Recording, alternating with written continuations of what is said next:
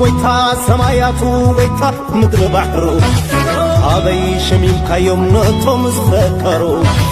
ኣሕፈሮም ንጸላም ቀጊድካ ብርሃን ዝወላዕካ ዓድምን ጸላእትኻ ኣሕፍሮም ከም ስምካ ኣሕፈሮም ንኣክልበይ ኣሕፈሮም ሓበን ህዝበይ ኣሕፈሮም ብስሖም ቀማሚሮም ኣትዋር ተኾመሩ መሲልዎም ነይሩ ፈጠርቶም ዝሰሩ ኣሕፈሮም እሞ ናይተኻእለ ለኣኽቶም ይሕዘኑ ምልክት ስዕሮቶም ወጮ ይከደኑ ማሕላ ናይከት ዛንታ ዝዓበዩ ጽልቂ ኣልቦ ፍጥረት ሰይጣን ዘሳስዩ ዓመፅ መቐነቶም ልዕሊትና ማቶም ሰላም ተኸታተልቲ ሶል ሚዲያ ብዘለኹም ሰላምኩም ይብዛሕ ንቀስ ክንትስ ኤርትራውነት ኩርመነት ኣይንረስ እንዳወልኩ ኩላትኩም ተኸታተልቲ ሶል ሚዲያ ኣብዘለኹም ሰላምኩም ይብዛሕ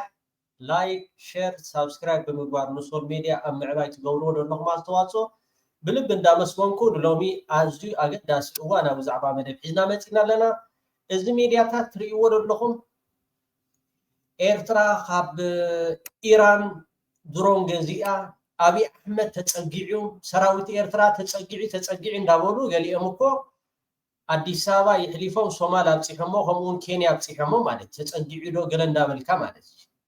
ዝግበር ደሎ ሁሉ ነገራት ማለት እቲ ኣብ ውሽጢ ኢትዮጵያ ዝኸይ ዘሎ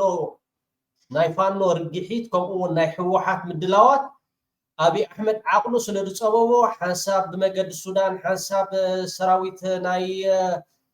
ፌደራል ናብ ዓፋር ይጓዓዝ ለው እንዳበልካ ናይ ቅድሚ ሕጂ ዝነበረ ከምኡ ከዓ ጌታቸው ረዳን ሬድዋን ሁሴን ኣብ ዝሓለፈ እዋን ኣብ ክልል ዓፋር መገዲ ተዓጺ ነይሩ ዜናውን ሰርሒናሉ ነርና ካብ መገዲ ጅቡቲ ዓጺሞ ነይሮም ንሰዓታት ደሞዝ ይወሰኸና ከምኡ ከዓ ማይዶ ጎዲልና ገለ ዝብል ማለት እዩ ንዑ ንምርግጋእ ተባሂሉ ከይዶም በዓል ጌታቸው ረዳ በዓል ሬድዋን ሁሴን ማለት በዓል ሬድዋን ሁሴን በዓል ጌታቸው ረዳ ኣብ ዶብ ዓሰብ ባለካ ወረድ ኣብ ዶብ ዓሰብ በጽሕም በምንታይ መዓንጠኦም እዮም ዶብ ዓሰብ ወጽ በቃ ኣብ ማሕበራዊ ሚድያ ትሪእዎስ በቃ አንገብጋብ ዜና ሰበር ዜና ጌታቸው ሬድዋን ሁሴንን ኣብ ክልል ዓፋር ንዓሰብ ይርእዩ ኣለው ገለ መዓደሮናይ ስለዚ እቲ ኩነታት ጽቡቕ ይደሎ በኣና ወገን ከዓ ኣብ ስራሕን ኣብ ልምዓትን ኢትዮጵያ ንዓና ከመይ ጌራ ከምቲ ልዶት ኣያሉ ዝበሎ ማለት ኢትዮጵያ ክንቀብራ ዳይና ተዳሊና ደለና ዳ ኣምበር ሞይታ ክንቀብራ ኢና ተዳሊና ደለና ዳ ኣምበር ሞይታ ስለዚ ሰራዊት ኤርትራ ተጸጊዑ እንዳበልኩም ሰባት ኣይተጸግዑ ጥራሕ ያብለኩም ዝደሊ በዝጋጣሚ ሁላትኩም ሕቡናት ሃገራውያን ኤርትራውያን ኣብዘ ዘለኹም ሰላምኩም ይብዛሕ ሕሉፍ ሓሊፎም ብጣዕሚ ዝገርም ማንኮታ ኢትዮጵያ በሓሶት ተሰሪሓ ዋላቶም ኣብኡ ደለው ፖለቲከኛታት ወሎም ጋዜጠኛታት ሓቂ ተተዛሪብካ ይነብሩ ኣብ ኢትዮጵያ ሓቂ ተተዛሪብካ ሓጢያት ዳእምበር ሓሶት ኖርማሊ ታራ ነገር እንታይ ክቡል እዮም ጽሒፎም ኣብዚ ክቡራት ተኸታተልቲ ሶል ሚድያ እቲ ዝዓበ ማሕበራዊ ሚድያታት ሎማዓንቲ ዝወዓለ እቲ ግብረ ሽበራዊ ናይ RSF ዝኾነ ማለት እዩ ሕሜቲ ሸቃጥ ገመል ኣጠንቂቁ ነይሩ እቲ መጠንቀቕታ ከዓ ሽም ናይ ዝኾነት ሃገር ከማን ኣይገለጸን ኤርትራ ይበለ ግብጽ ይበለ ኢትዮጵያውያን ከንታይ ክብሉ ውዒሎም በቃ ሕሜቲ ዳጋሎ ንኤርትራ ቡድሮን ገይሩ ካሃርማይ ሓሊፎም ሕሉፍ ሓሊፎም ነስመራን ንኸረንን ንባጽዕን ሕሜቲ ደጋሎ ንኤርትራ ካሃርሚ ብምባል ዳርጋ ተን ኩለን ኣኽላባት ናይ ብልጽግና ሚድያታት ሎማዓንቲ ኣብዚ ማሕበራዊ ሚድያ ዶሮና ክገብራ ውዒለን ማለት እዩ ዶሮና ክገብራ ውዒለን ማለት እዩ ወለኹም ግን ንዓኻትኩም ይግበረልኩም ኣምላኽ ከዓ ሰማዕ እዩ ኣምላኽ ኤርትራ ሎሚ ሰሚዕና እዩ እታ ኩላ ኣብ ልዕሊ ኤርትራ ክትንስንስዋ ዝጸናሕኩም ክፋእ ተዓጽዱላ ግዜ ቀሪባ እሞ ኢትዮጵያውያን እንድሕር ዳኺልኩም ብዝተኻለኩም መጠን ሎሚ እውን ላዕለወ ሰበስልጣናት ናይ ኢትዮጵያ ክሃድሙ ጀሚሮም ኣለው ድሮ ንዑ ዝምልከትካ ኣዝዩ አንገብጋቢ ዜና ከምኡ ከዓ ሰበር ዜና ኣለና ክሳብ መጨረሻ ክትከታተሉ እንዳዓደምኩ حميتي دقالو أبتناي تمالي مدى بسرحنا له ني إرترا كهار ما يدو نجبس كهار ما يدو قلة أي بلد انتهي دا أيلو نحر دايلنا حلوك حاليفهم نسمرا إيربورت نغران إيربورت نباتس إيربورتي كهار ما يلو ويلو إنه ميدا إنه فرس إنه ميدا إنه فرس ها هنا إرتراويان إذا فز سقيل كا حاطينا متين شو حواح ود شو حواح متشاف دحان ها بزخانة فيتزاربون عمو سكتنا كثير ودي اسمعوا منين الآن قبل كده بيقولوها الناس الآخرين لكن اسمعوا منين الآن احنا أي طيارة تقوم من أي مطار من دولة مجاورة أي طيارة تسقط تضرب تقتل أي مسيرة بتقوم من أي مطار احنا بالنسبة لنا هدف مشروع ونحن اللي نكون متأكدين طبعا لو ما متأكدين ما حنقول الكلام ده أي طيارة أي مسيرة بتقوم من مطار المطار ده بالنسبة لنا هدف مشروع الكلام ده اسمه كويس الزول الداري واصل اللي واصل والداري يوقف الخبز ده خليه يوقفه لكن أي مسيرة أي طيارة تقوم من مطار بالنسبة لنا هدف مشروع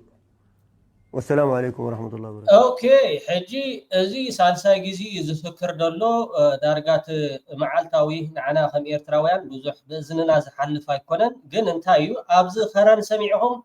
أسمرا سميعهم باجع سميعهم إيرترا سميعهم أي سمعهم ولا توم عرب كمان ديت سمعوا إثيوبياويان قلدامات مالتي أبزي إيرترا ويكا باجع كرن زبل والحد أي تزاربن ግብፂ ኢሉ ከማን ኣይተዛረበን እተን ማሕበራዊ ሚድያታት ናይ ግብፂ ወዳ ሶይልኩም ኣብቲ እንዳኣተወሎ ኣብቲ እንዳጫት ወድጫት ዘሎ ማሕበራዊ ሚድያ ሰሰጥ ኢሎም ኣለው ሰበር ዜና ክብሉ ዝውዕሉ ኣውዳት ውዕሉ ኮይንኩም ዳ እምበር እተን መብዛሕትአን እተን ጀት ወይ ከዓ ድሮናት ናይ ሱዳን እተን ዝድብድባ ዘለዋ ካብ ግብፂን ዝብገሳ ብምባል ሓደ ኣብ ናይ ግብፂ ማሕበራዊ ሚድያ ኣብ ከይድኩም ክትከታተልዎ ትኽእሉ ኢኹም እዚ ሕሜቲ ደጋሎ ኢልዎ ደሎ ኣብቲ ቤዝ ናይ ግብፂ ኣብኡ ንክሃርም መደብ ከም ደለዎ ክገብሮኒ ስኢልካ ካላም ፈራቕ እንዲ ኣበይ ክገብሮ ባዕሉ ዶ ዕድሚኡ ክሕፅር ኮይኑ እታ ሒዝዋ ዘሎ መሬት ዳርጋ ክንዲ ፍርቂ ሓንቲ ዞባ ናይ ኤርትራ ወይ ከዓ ዞባ ማእኸል ንበላ ፍርቃ ገለ ክንዳ እዩ ደሎ ቦታ እውን ኣብ ኤርትራ ዘላቶ ማለት እዩ ስለዚ ግብፃውያን መብዛሕቶም ቶም ፖለቲካ ተንተንቲ እተን ጀት ካብ ግብፂ ስለ ዝብገሳ ንግብፂ ክሃርም እዩ ገለ ብምባል ፖለቲካ ትንታነ የካይድሎ ቶም ኢትዮጵያውያን ግን ማዕረኽንደይ ኣነ ሓደ ጊዜስ እዋ ማለት ቆርብተይ ንህዝቢ ኤርትራስ ማዕረኽንዲ ዝድ ከይድኩም ዲኹም ትፀልእዎ ማዕረኽንዲ ዝድዩ ባቃ ዘውሓስኩሞ ደምና ከይኣኽለኩምስ ብድሕሪ ሕጂ ከዓ ደም ኤርትራ ውሕዝ ባቃ ነብስኹም ከምኡ ገብረልኩም ብጣዕሚ እዮም ትሕዝኑ ግን ኣምላኽ ሰማዕ እንድዩ እታ ግዜ እንዳቐረበት እያ ትኸይደላ ብጎዞሞን ብኻራርን ብፋስን ክትቋረፁ እዮም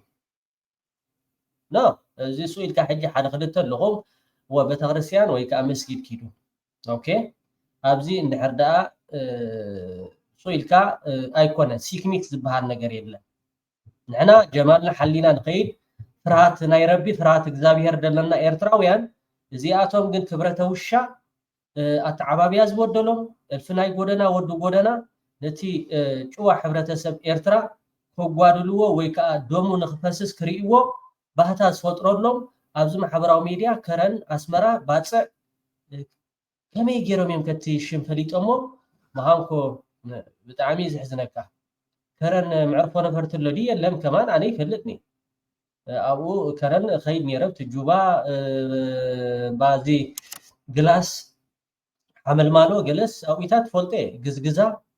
መስሓሊት ኣብኡ ነይረ ማለት እዩ ግን ኤርፖርት ኣሎ ድዩ ኣይነበሮም ከማን ኣይፈልጥኒ ግን ቦታ ከዓ ትመርፁ هو حجي تي دبدابدي ودي دبدابدي ابز قربا معلتا تبع اديس ابا توم ايرتراويان انت وصاهم صبو صباح نغو 10 غيزي ننغر علينا برتا ياخلومني برتا وديس بغوزمن بفاسن بخران ينقوادو هو اذا ناي عاليتنياتات ناي قبيله سويل كناي ግብረ ሰዶም ዓዲ ዝኾነ ኢላ ሓንቲ ዘይትረብሕ ግብረ ሽበራ ዝኾነት ዓዲ በቃ ሱዳን ሰላም ትኾነሉ እዋን እንዳተቃረበ እዩ ናታ ናይዛ ናይ ኢትዮጵያ ግን ኣምላኽ ከርኤና ይጽቡ ገይሩ ማለት እዩ ወዓገብ ከማ ናይ ትብሉን ቁርብተይቶም ኢትዮጵያውያን ወጪኹም ስዋ ኣቱም ሰባት እዞም ሕብረተሰብ እዚኣቶምስ ኣድሚንያም ኢና ስለዚ ቁርብተይስ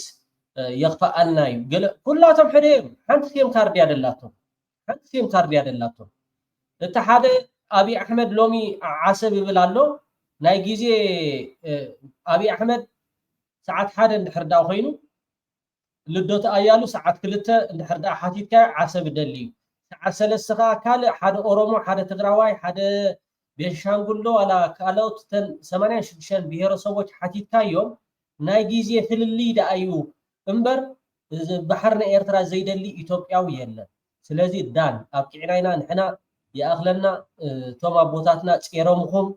حدنت كتقبروا سلام كتقبروا كساب تزكالهم صريحة مين واقعون كفيلهم مين إثيوبيا نمفراسا حجي زتعنيرو جن يدنا نحوس هاي ندلن أب تاريخ بسنك إيرتراويان فريسا خنبها المغنيتا خنكونا يندلن دا أمبر حنتي حيليات أخلو حنت حيلي زي تعلموا كمان زي تعلموا وخم تسمعوا وسلس فلت زخا كم سرعات صبوق يكم تسمعوا قال لكم كمان زينات تصرحوا لكم راح انتهيهم سعدا خميشا قبرا بيلكم تامل حاسكم لبلبيا بقى اسدنغات زينادو سبر زينادو بقى نعسب خندز سراويت تصقعيرو قال خلاص فارا تصقعهم ايسولطوا على قال مركونيا اجس كسمعوا وزي ሱዳን ፈጥኖ ደራሽ ኃይል ዋና አዛዥ የሆኑት ጄኔራል ጀነራል መሐመድ ሐምዳን ዳጎሎ ሄሚቲ ምሽቱን በሰጡት የቪዲዮ መግለጫ በትላንትናው ዕለት በካርቱም አየር ማረፊያ ላይ ለተፈጸመው የድሮን ጥቃት ኃላፊነቱን እንደሚወስዱ ገልጸዋል። ለ30 ወራት ያህል በጦርነት የተነሳ ስራ አቁሞ የነበረው የካርቱም ዓለም አቀፍ አየር ማረፊያ ጥገና ተደርጎለት መልሶ ስራ ሊጀምር መሆኑ ባስታወቀ ማግስት ይህ ጥቃት የተፈጸመበት መሆኑ ይታወቃል። ሌተናንት ጀነራል ሄሚቲ ይህንን በተመለከተ ሲናገሩ ስለዚህ ጉዳይ ቀደም ሲል ተናግሬ ነበር። ልብ ብሎ የሰማ ማንም አልነበረም። አሁንም ልብ ብላችሁ ስሙኝ በማለት ጀምረዋል። ሲቀጥሉም ቅድሚ ሕጂ ተዛሪበን የረ ግን ወላ ሓደ ሰምዓኒ ነበረን ልብ በሉ ማለት ከምዚ ደንቆሮ ሰብሪኤ ይፈልጥ ማለት هو ከምዞም ናይ ዓድና ደንበዕነስ ጽርግያ ኤርትራ ተሰሪሕ እንድሕርዳ ኢሎምስ በቃ ይሓዙ ኣብ ኤርትራ ጽቡቅ ክራማት እንድሕርዳ ፖለቲካ እዩ ናይ ኤርትራ ጽቡቅ ሰምዑ ዘይደሊ ማለት ካብኦም ኣይፍለን እዩ ዝደንቆር ንሓደ ኤርፖርት እሞኻ ጽባሕ ንጎ ኮላ እንድሕርዳ ንሱዳን ክመርሓ ኢሉ ዝሓስብ እንድሕርዳ ኮይኑ ኤርፖርት እንታይ ይዝዕኑለካ መገዲ እንታይ ይዝዕኑለካ ሲቪል ህዝቢ ዝግልገለሉስ እንታይ ይዝዕኑለካ መመረቕታ ሎማዓንቲ ነይሩ ኣብቲ ናይ ትማል ከዓ ብድሮን ገይሩ መጥቃዕቲ ካይዱ ፎኪስ ይግን ከምዚ ሰብ ዝደንቆሮ የለን ማለት እዩ ሱዳን ተቋጻጽርዋ ነይሩ ደትኾንከ እቲ ብልሕናይ ሻዕብያ ኣብዚኻ ሕጂ ልክዕ ከምዛ ቆናኒት እንዳቆነንካ ኣብ መጨረሻ ርኢ መሰበልካያ ጽብቕቲ ሙልዖ ዝኾነት ፖለቲካ ሻዕብያ ጽቡቅ ገይሩ ይሰሪሕዋ እዚ ተቋጻጽርዋ ነይሩ ሱዳን ነይሩ ደትኸውን ኣፍ ደገ ከሰላ በጽሕ ነይሩ እንታይ ምስኮና ነይርና አብይ አሕመድ በዓሰብ ናይ ኢማራት ገንዘብ እንዳበለ ዝኻ ነታ ሱዳን ወርቅ እንዳሸጠ ልብና መሰጽኡልና ጥራሕ ደይኮነስ እንታይ ምስኮና ነይርኩ መስልኩም ንሕና ጀጋኑ ኸይንኸፍል ኢና ንፈርሕ ዳ እምበር ኤርትራው ንኸይሰዓር ገለ ናይ የለን ምስዓር ዝበሃል የለን ንኤርትራው ክስሕር ዝኽእል ሓይል የለን ድሰዓር ነይሩ ኤርትራው ደትኾን 77 ምዝላቕ ካብ ኣፍ ደገ ስመራ ናብ ሳሓል ምስከደ ኩሉ ተስፋ ቆሪጹ ኣዝሊቑ ተሰበለ ነይሩ ማለት እዩ ኤርትራው ግን ድስዕሮ ሓይል የለን ኣብ ትሕቲ ፈጣርን ኣብ ትሕቲ ረብን ኣብ ትሕቲ ፈጣርን ኣብ ትሕቲ ረብን እቲ ሙዑት ናይ ቀርኒ ኣፍሪካ ዘይኮነስ ናይ ዓለም ፖለቲካ ፈትፊቱ ዝፈልጥ ማለት እዩ ይዛረቡ ነይሮም ሻዕብያ ስለምንታይ ንሱዳን ኢዱ ይእቱ ስለምንታይ ጉዳይና ጥራሕ ዘይንገብር ባቃ ቅጫና ዘይንበልዕ ፅርግያ ዘይስራሕ ገለ ፐላሶ ደይብል ንዓባ በጃኻ ሪአለኻ ከም በዓል እዚኣቶም ማለት እዩ ተቋፃፂሮማ ነይሮም ሱዳን እንትኾኑ እዚ ኣምላኽ ጥዑም እዩ ኣምላኽ ኤርትራ ይታኸስን እዩ ትኽስ ኣየብሎምኒ ፀጉኡ ከዓ የብዝሓሎም እቶም መራሕቲ ንሱ ዓለም ሰፊሕ እዩ እምበር እዛ ከም ናይ ደርሆ ፖለቲካ ተሓስብ ደርሆ ካብ ሜትሮ ኣርሒቕ ኣይተሓስብ መራሕቲ ኤርትራ ግን ንስር እዮም ኣርሒቖም እዮም ዝሓስቡ እዚ ስለ ዝኾነ ከዓ ኣምላኽ ተመስገን እዚ ተቋፃፂርዋ ነይሩ ትኸውን ልካ ከምዘን ሪኢኹሞና ኣለኹም ባቃ ናይ ዓራርቦ ጨራሮ ሪኢኹሞና ኣለኹም ብሓሳብ ዝኸዳ ብኡ ገይሩ ድሮን ልብና መሰጥፋኣልና ነይሩ ግን ኣይተቋፃፀሮን ማለት ሕጂ ነቲ ኤርፖርት ናይ ሲቪል ይዕንይዎ ህዝቢ ሱዳን ብጣዕሚ ተቆጥዒሉ ኣሎ እንድሕር ዳ ሎም ዓንቲ ትዊተር እንድሕር ዳ ተኸታቲልኩሞ ኮይንኩም ተኸታቲለ ነይረ ኣጋጣሚ የንብብ ነይረ ማለት እዩ ህዝቢ ሱዳን ብጣዕሚ ተቆጥዒ ሰራዊት ምስ ሰራዊት እዩ ዝዋጋእ ታንክ ምስ ታንክ ትዋጋእ ኣየር ከዓ ምስ ኣየር ዋጋእ ማለት እዩ እዚ ግን ነቲ ናይ ሲቪል ከይዱ ይዕንይዎ ማለት እዩ የትኛውም አየር ማረፊያ በጎረቤት ሀገራት የሚገኝ ጭምር ቢሆንም የሱዳንን ጦር ኃይል አውሮፕላኖችና ድሮኖች የሚያስተናግድ ከሆነ የኛ ጥቃት ኢላማ ይሆናል። ከየትኛውም አየር ማረፊያ ድሮኖች የሚነሱ ከሆነም አየር ማረፊያው ህጋዊ ኢላማችን እንደሚሆን ለመግለጽ ፈልጋለሁ። ይህንን ቃሌን ልብ በሉ። ከዚህ በኋላ እንደዚህ አይነት ማሳሰቢያ አልሰጥም። ይህንን ማሳሰቢያ ቸል ብሎ የአልቡርሃንን አውሮፕላኖችና ድሮኖች ማስተናገዱን የሚቀጥል አየር ማረፊያ ካለ እኛም ጥቃት ማድረሳችንን እንቀጥል። ናይ ድሮናትን ጀታት ናይ አልቡርሃን ይሆናሉ ናይ ሱዳን የሚቆ አልቡርሃን ንስኻ ተቋጻጽርካ ኮለኻ አልቡርሃን ኤርፖርት አይድድም ነይሩ አልቡርሃን ኤርፖርት አይድድም ነይሩ ንስኻ ግን ፍሉይኻ እንስሳ ስለዚህ ድሮናትን ጀታት ናይ ሱዳን ካበይ ገሳኸም ዘለዋ ፍሉጥ ነገር እዩ ስለዚህ ይፍክር ይደሎ ከሃርመክኔ ከብለከኔ ገለይዝ ጥላለን በማለት አስጠንቅቀዋል። ሌተናል ጀነራል ሄሚቲ በዚህ ንግግራቸው የጎረቤት ሀገራትን አየር ማረፊያ በተመለከተ ደጋግመው ማስጠንቀቂያ የሰጡ ቢሆንም የትኛው ጎረቤት ሀገር እንደሆነ ግን አልጠቀሱም። ይሁንና የቀጠናው ፖለቲካ ተንታኞች ይህ ማስጠንቀቂያ ምናልባትም ለግብጽ ሊሆን እንደሚችል ግምታቸውን ያስቀምጣሉ። ምክንያቱም ሄሚቲ በተደጋጋሚ የሱዳን የጦር ጀቶች ከግብጽ ተነስተው ጥቃት መፈጸማቸውን ሲናገሩ ደሓን ተወደይ ስኽስና ኤርትራዊ ዓሌት ገለ ክልወክ ዘርኢ ክልወክ ክልዎ ዳ እምበር ኢትዮጵያዊ ዶ ትኾኒ ወይ ቦቦኺ ወይ በዴኺ ኤርትራዊት ክትኮንለኪ ሓቂ ተዛሪባ ማለት እዩ እንታይ ላይ ሓቂ ተዛሪባቶ ደላ መብዛሕትኡ ሕሜቲ እተን ጀት እተን ናይ ኩናት ካብ ግብፂ ይብገሳ ከም ዝነበራ መጠንቀቕታ ከመሓላልፍ ፀኒሕ እዩ ንግብፂ ዶ ይኸውን ሃገር ኣይገለፀን ግን ንግብፂ ዶ ይኸውን ኢላ እቶም ለቕለቕቲ ናይ ስርዓት አብይ አሕመድ ተኸፈልቲ ግን አስመራን ከረንን ባፅዕን ክብሎ ቀንዮም እንድዒ ፈተሪኖ ድዮም ዋላ ገለ ድዮም ነይሮም ኣብቲ ኤርትራ ንኽርዳእኒ ይክእልኒ ጀቶች ከግብጽ ተነስተው ጥቃት መፈጸማቸውን ሲናገሩ መቆየታቸውን ይጠቅሳሉ። ካብ ግብፂ ተበጊሰን ከብላ ከም ዝፀንሓ በዓሉውን እቲ መራሒ ናይ አርኤስኤፍ ክገልፅ ፀኒሑ እዩ ስለዚህ ንግብጽ ዶ ይኸውን ዝብል ሓንቲ ካፕተን ፖለቲካ ዝትንትና ኣብ ዝሓበሻ ከድኩም ኣብኡ ክሰምዕዋ ትኽእሉ ኢኹም ብትኽክል ያቐሚጣቶ ዘላ እንታይ ደኣ ናብ ኤርትራ ዘብል ኣለኩም እንድሕር ዳይና እቶም ሰራዊት ሚድያ ናይ ብዕልግና ኩላትኩም እልፊ ፈተሪኖ ወዲ ፈተሪኖ እልፊ እንታይ መኽብለኩም እየ ብጣዕሚ ደናቑር ኢኹም እቲ ክፉእ ዘበለ ኩሉ ግዜ ትፋኣኹም ኩሉ ግዜ እንታይ ኣሎ ንሕና ከም ኤርትራውያን ፅቡቕ ስለንሓስብ ኣምላኽ ከዓ ይሕግዘና እዩ ኣምላኽ ሕግዘና እዩ ልዕሊ ዝኾነ ነገር ኣምላኽ ሕግዘና እዩ ንስኻትኩም ግን ክፉኣት ስለ ዝኾንኩም ኣምላኽ ከዓ መርገም ንረጋሚ እዩ እኮ እዩ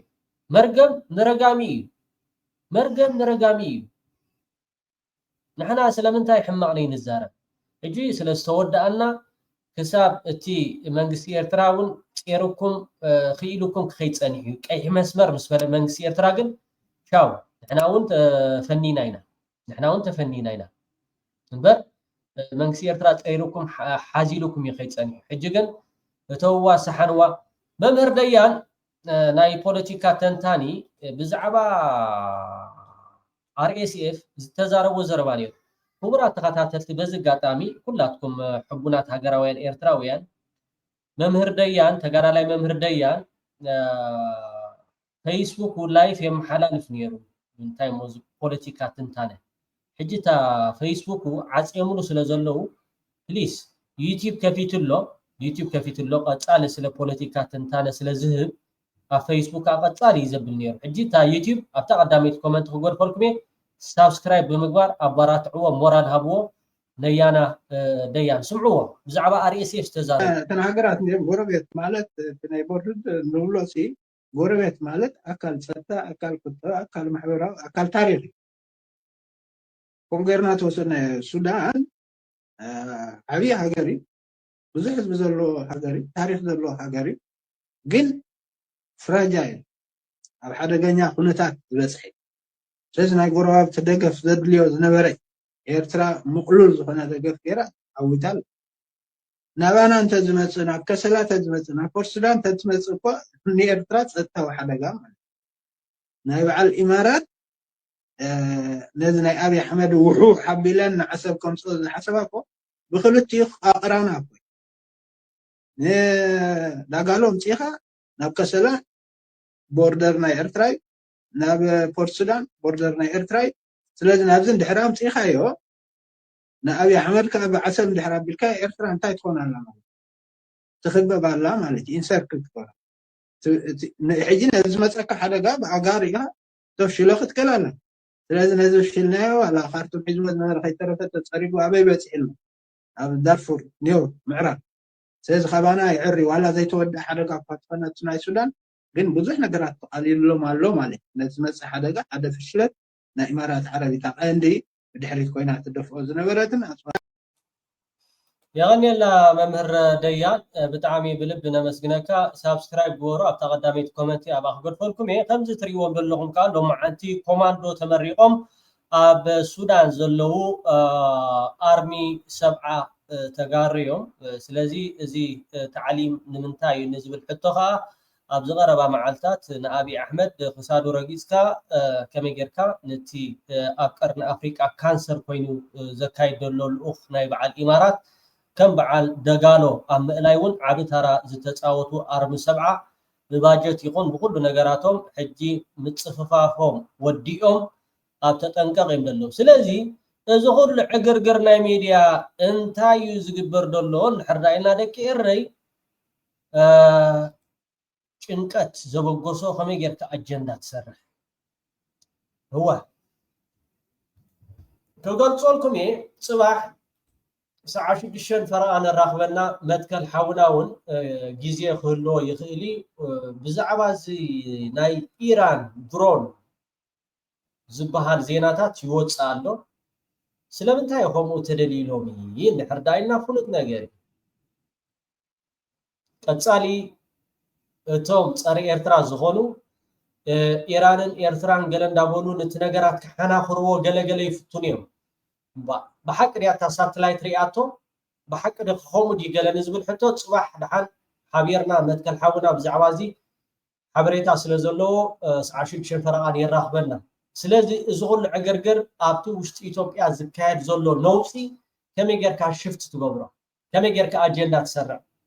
ايران درون علنا نفرقا ግን ንምንታይ ያታ ኢራን أمس أبيلكاس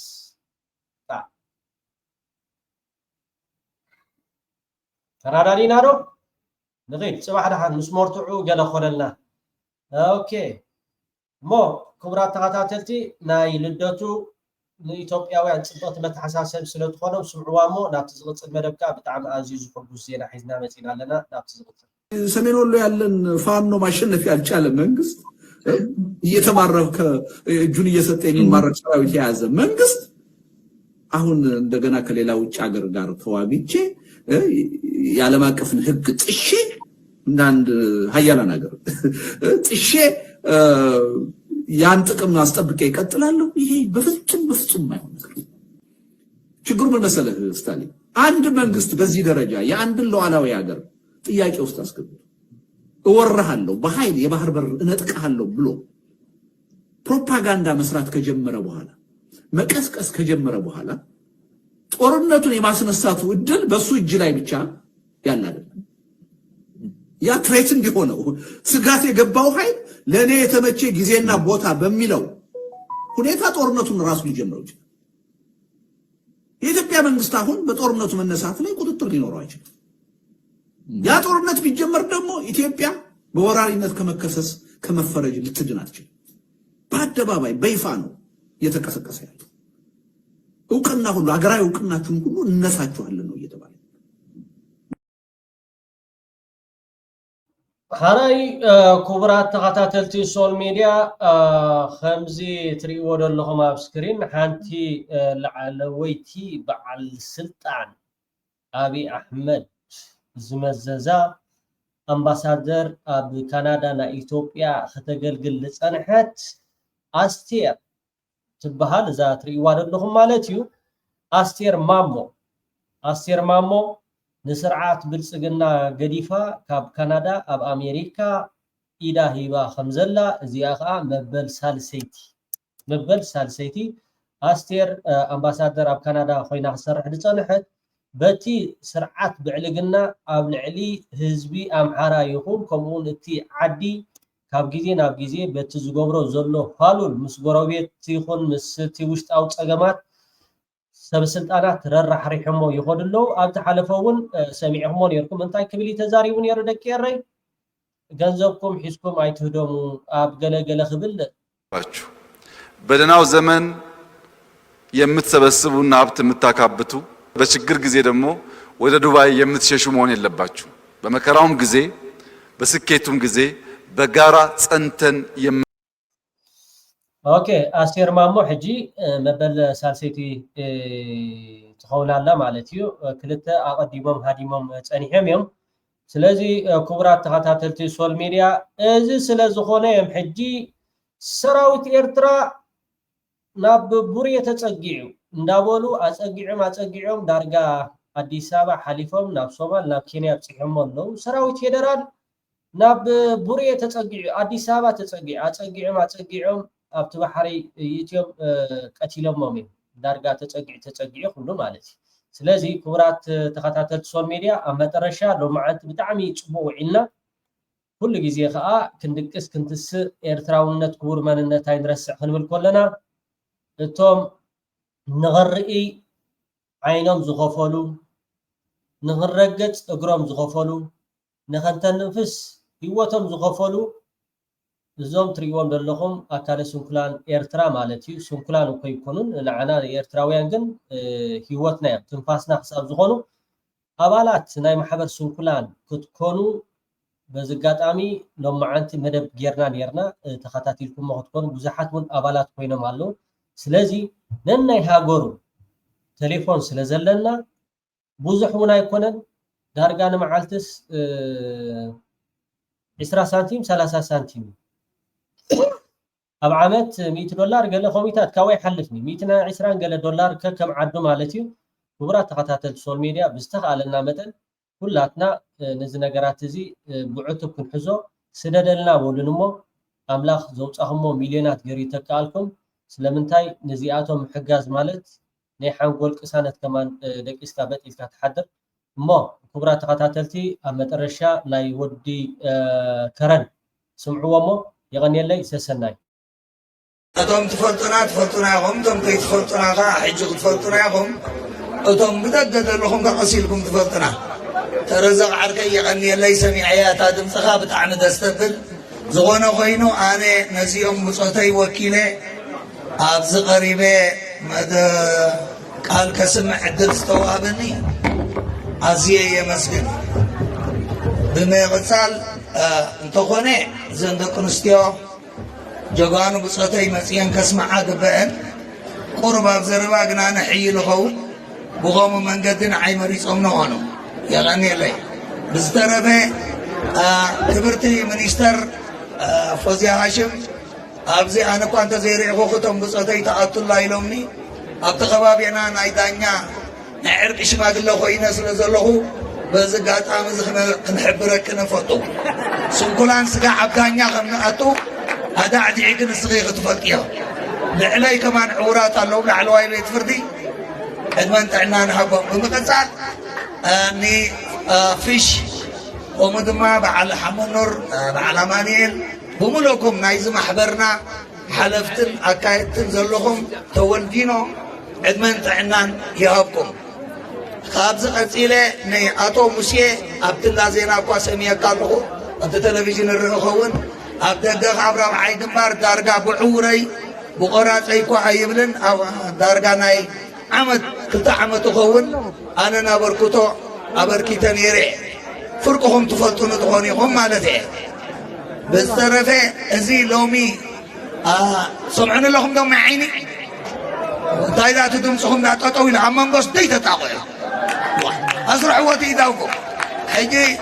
زغانا خوينو أتو مسين أتو ويزورو يردانوسن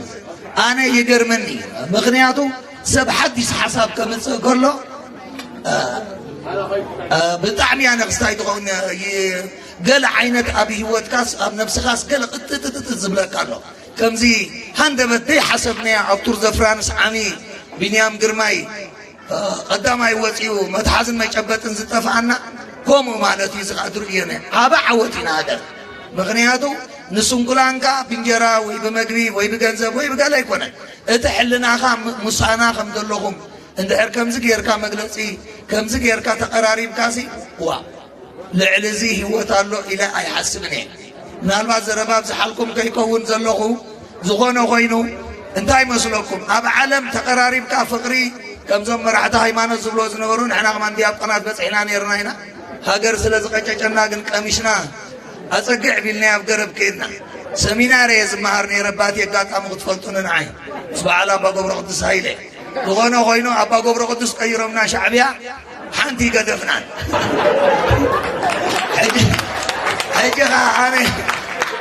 እዞም ስንኩላን ኣብዚ ትርኢና ዘለኹም ግልብ ብለኩም ኣለኹም ከም ስንኩል ዝኣምን የለን ንሃገርን ህዝብን ስለ ዝኣመንና نزخنا ختال لنا زمت سخلنا هنا نعمنا أنا كنت قرمكم نأبي حمد يا منقولي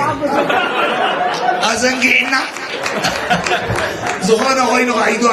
عيدو عيسرني مرياتو من دستي أو إثيوبيا زمت سكولو هم كانت أشكور زمانه تتسيري غير شعبيا زيت فلطن دوين ولا نوانو كاي حيار شعبيا هاي فلت ملوكوتاوي زخنا غينو شعبيا زفريكا هم غانكا موسى ميت بميت تعمامينا لنا ادمنت عنا نهابكا جوانو خم تفرخا ميت بميت التعمامني ادمنت عنا نهابكا ابعد انجليز مسكتكا خاء مسكتكا ابزيوم سنقلان الله بزح نقر الله نسنقلان زدلي او متيوم ززنا ودخم من قدي او متيوم نهزم زبركتلكم من قدي قبرو شدشتا ناي زباتات كولي لومكم يم مثلا شدشتا خوانا قضيت وصلوا انتاي تقمالكم احنا كو هاجرنا العلمان نمفتو العلمان نمكا ابنتاويان نحناي مرياتو اتو دكتور طبيعنا اكلات نحويناهم اتقانزان سقياتن ግን نحنا نفضل نعاهم حيزنا نزغنا نغركم بصحس نزغنا نزم حبرنا او غنكم وينكم اتو تبركت ونفلطينا كل خفرناش جميل كاس عمركوس كامركوس مشكلتا قومن قصد كل مدانيز مصنا بانا بمودو يبصحينا بانا ግን كله أخالي زبهار دخول انتلك أي أكل مغرياتو نايسون كل نجار كبي نعقوم أي تفاقمي نسقوم تهاجر تطلبه أوركتو نحناها أنا بلبي لك الله حجي عد درات كيف كان مسافر جيران تلك كانوا دلوي سقمي بالليل مالتي ادمنت عنان هابقا مسي بزيادة خازو ما كاتنا محبر زلهم بفلاي فيش أنا بلبي إذا مسكنك مغنياتو سقع كنت زي حنقول سقع كنت زي فقري سقع كنت اوكي كبرات تخطات السوشيال ميديا تا تليفوني انزي اتريوان لكم لذي واتساب هايولني وكلتي بها هاغور سلازلو تمزغبو ابالات ناي محمد سوكلان كارد خمصاكم يا بتعامي بوزا هايكونن وحدي ስለዚህ يغنيله أحفرهم ويتا سماياتو ويتا مدر بحرو أبي شميم كيوم نطم زفكرو أحفرهم سلام كتيب كابرهان زولعكا عدن صلاحتها أحفرهم كم سلكا أحفرهم هي من أكل باي أحفرهم هي حابن هزبي أحفرهم بصحهم كماميرهم أطوار تخومروا نسيلوا منيروا فطرتهم زسروا أحفرهم موني تخالي لأختهم يحزنوا لكت سعرتهم وجو يكدنوا محلى نيكت سانتا زعابيو